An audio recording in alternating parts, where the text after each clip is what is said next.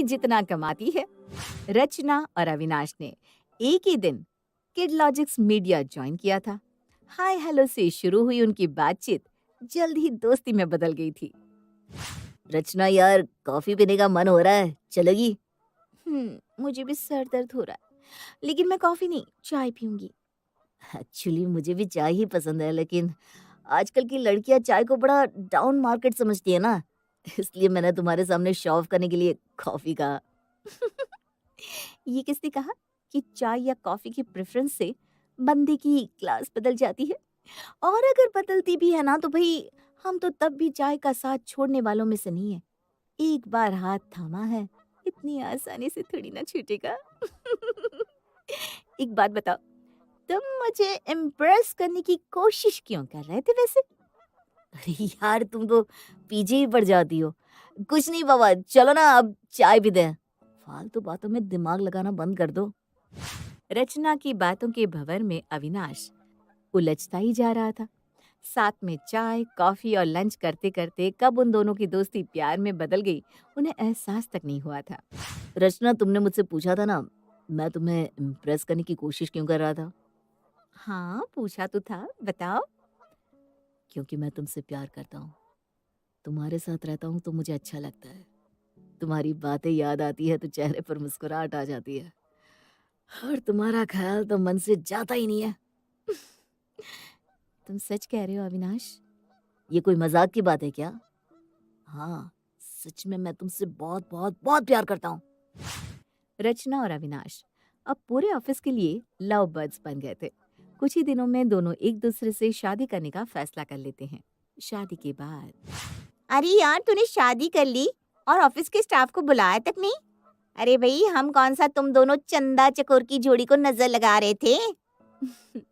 ऐसी बात नहीं है यार, वो शादी मेरे गांव से हुई ना, इसलिए मैंने दिल्ली के दोस्तों को इनवाइट नहीं किया था। तुम लोग टेंशन ना लो, तुम्हारी पार्टी तो आज यहीं करवा देंगे। क्यों अविनाश? अरे हाँ हाँ, क्यों नहीं। लंच के समय रचना पूरे स्टाफ के लिए बाहर से खाना ऑर्डर कर देती है। अरे यार तू बुरा मत मानना, लेकिन हर लड़की यही चाहती है कि उसका पति उससे ज्यादा कमाए, ऊंची पोस्ट पर हो। लेकिन तूने तो अपने बराबर सैलरी वाले अविनाश के साथ शादी कर ली। देखो, मैंने अविनाश से प्यार उसका दिल देखकर किया था, उसकी दौलत या सैलरी देखकर नहीं।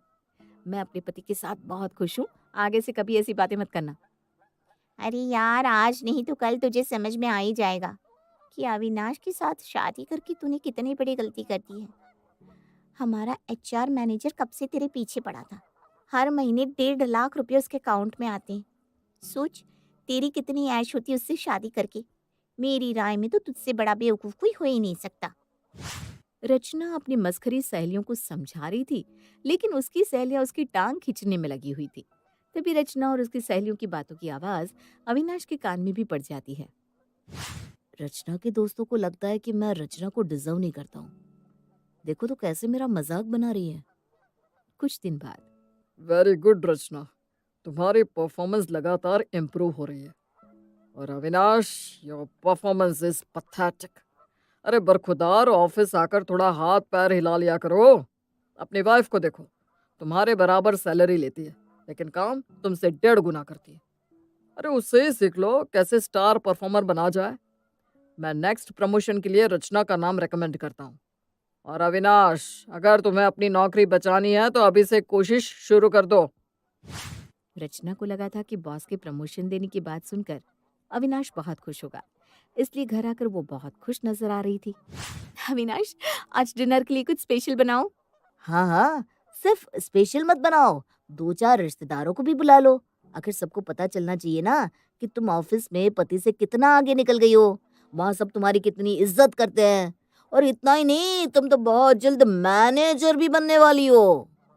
पति की नौकरी रहे ना रहे, उससे भला मैनेजर पत्नी को क्या फर्क पड़ेगा। ठीक कहा ना मैंने? अविनाश, कैसी बातें कर रहे हो तुम? अरे अगर तुम्हारी परफॉर्मेंस सही नहीं है तो उसका गुस्सा तुम मुझ पर क्यों निकाल रहे हो? और बॉस की तो आदत है ऐसा कहने की। वो ऐसी किसी को नौकरी से नहीं निकालने वाले। जस्ट चिल यार। चिल इसलिए ना कि तुम्हारी नौकरी पर नहीं, मेरी नौकरी पर बात आई है। अगर यही तुम्हारे साथ हुआ होता तो तुम क्या करती? पार्टी करती? अरे कुछ तो शर्म करो रचना। अपनी नौकरी के घमंड में तुम इतनी अंधी हो गई हो कि तुम्हें इस बात से कोई फर्क नहीं पड़ता कि आज पूरे ऑफिस के सामने तुम्हारे पति की कितनी बेइज्जती हुई है। अगर कोई भी शर्मदार औरत होती ना तो ऐसी बात कहने से कम 10 बार सोचती, लेकिन नहीं, तुम्हें तो अपने अलावा कोई दिखता ही नहीं। तुम गलत समझ रहे हो अविनाश, ऐसी कोई बात नहीं है जैसा तुम सोच रहे हो। अच्छा, तो फिर कैसा है? तुम ही समझा दो। तुम तो मुझे अपना पति समझती नहीं हो। तुम्हारी नजर में मेरी कोई इज्जत होती तभी तो तुम्हें मेरे सुख दुख से कोई मतलब होता। तुम्हारी सहेलियों का भी तो यही कहना है ना कि तुम्हें अपने बराबर कमाने वाले लूजर फेलियर आदमी के साथ शादी नहीं करनी चाहिए थी। अरे तुम कहाँ की बात कहाँ ले जा रहे हो? तुम्हारी तारीफ सुन सुन के थक गया हूं मैं रचना। जब से तुमसे शादी की है हर कोई ऑफिस में बस तुम्हारी ही तारीफ करता रहता है। मेरे दोस्तों को ऐसा लगता है कि मैंने तुमसे इसलिए शादी की है ताकि तुम्हारी सैलरी पर मैं ऐश कर सकूं। अब तो मुझे ऐसा लगता है जैसे मैं तो कुछ हुई नहीं। तुमसे शादी करना मेरे जीवन की सबसे बड़ी गलती बन गई है। छोटी सी बात को लेकर शुरू हुआ उनका झगड़ा अब एक बड़ा विकराल रूप ले चुका था। अगले दिन सुबह ऑफिस में क्या यार अविनाश, तू अभी तक मुंह लटकाए घूम रहा है? अरे भाई, कुछ नहीं होने वाला तेरी नौकरी को।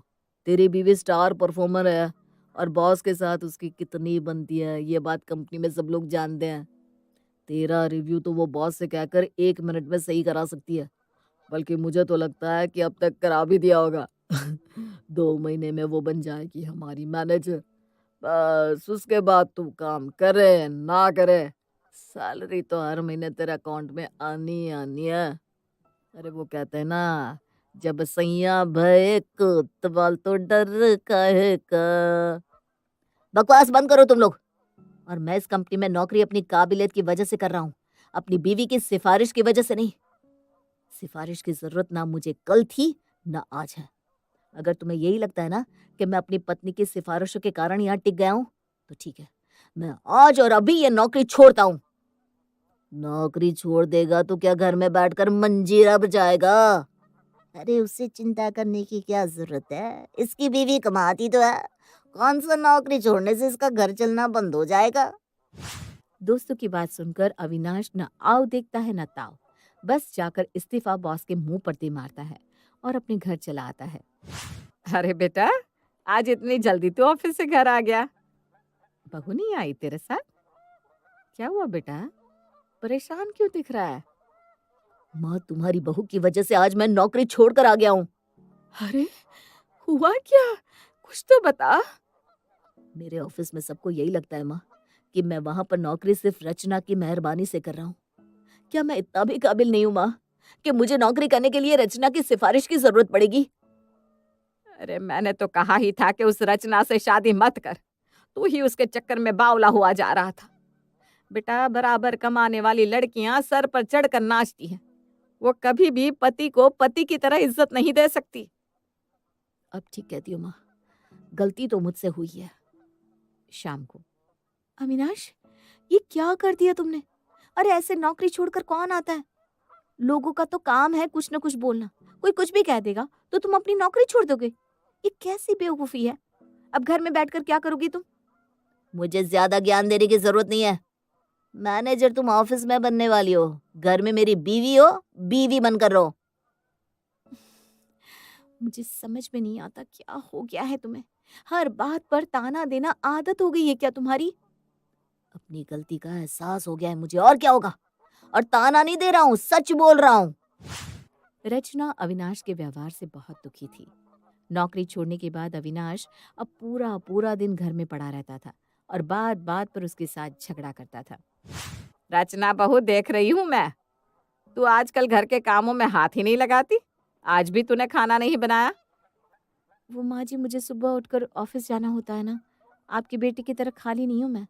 अब अगर आपके बेटे से नौकरी नहीं हो रही तो उससे कहिए कम से कम घर ही संभाल ले, कुछ तो राहत मिले मुझे।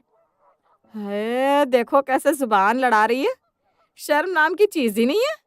अपने पैसों का घमंड अपने मायके में दिखाना तुम। यहाँ रहना है तो बहुओं की तरह रहना होगा, पति कमाए ना कमाए घर में खाना तो तू ही बनाएगी। तो ठीक है, मुझे भी इस घर में रहने का कोई शौक नहीं है, मैं जा रही हूँ ये घर छोड़कर। और रचना गुस्से में घर छोड़कर चली जाती है। रचना के जाने के बाद शाम को, अरे बेटा जाने देना उसको, तेरे बराबर कमाती है इसलिए बहुत ज्यादा घमंड आ गया है उसे। मैं तो कहती हूँ तलाक दे दे इसको, तेरी दूसरी शादी कराऊंगी मैं। माँ ये कैसी बात कर रही हो आप? आपने उसे जाने क्यों दिया? अरे लड़ाई झगड़े का मतलब ये नहीं कि वो घर छोड़कर चली जाए। वो पत्नी है मेरी, कोई सामान नहीं कि कल दूसरी ले आए। अविनाश रचना के जाने से बहुत दुखी था। दुखी मन से वो अपने कमरे में आता है। रचना के बिना ये कमरा कितना सूना सूना लग रहा है। चाहे हम लड़ाई ही करते थे लेकिन वो रहती थी तो ये कमरा कम से कम कमरा तो लगता था। अविनाश हर पल रचना की कमी महसूस कर रहा था। रचना का रात को सब काम खत्म करने के बाद बालकनी में बैठकर कॉफी पीना, उसे ऑफिस में अच्छा परफॉर्म करने के लिए मोटिवेट करना। मैं ही गलत था। मैंने अपनी असफलता का ठिकरा उसके माथे पर फोड़कर अच्छा नहीं किया। उसने तो कभी मेरा बुरा नहीं चाहा। मैं अब इस बात को और आगे नहीं बढ़ने दूंगा। हम पति पत्नी हैं, हमारे बीच की बातें इस बेडरूम के बाहर नहीं जा सकती। इतना सोचकर अविनाश कार की चाबियां लेकर तुरंत ही रचना को लेने निकल पड़ता है। अपने घर चलो रचना।